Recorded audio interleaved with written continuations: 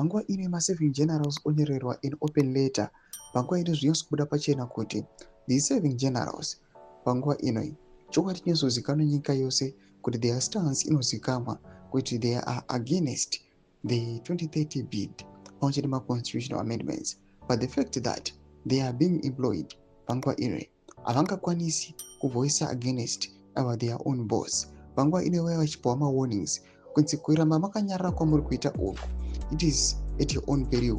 Saka pena mashuka mudanyuka panguva inoi aiwa tsamba yechinyorerwa kune ma7 generals verigwa subscribe or like on the bell icon.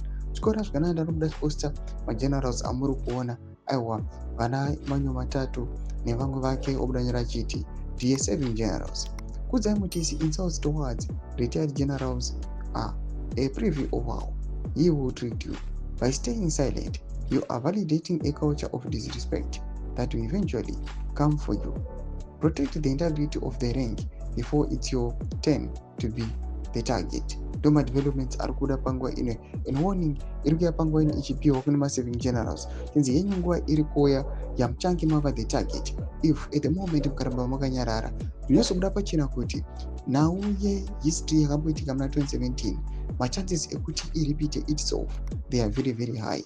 Panguva ino kuri kuonekwa these 7 generals if they remain silent panhau ma-constitutional amendments vari kunyasa kupeva their own way yekuatakiwa kwavo pamwe nekufaiwa kwavo. Pinda comment section medu dzavafunguro email pamusoro pechitiko ichi.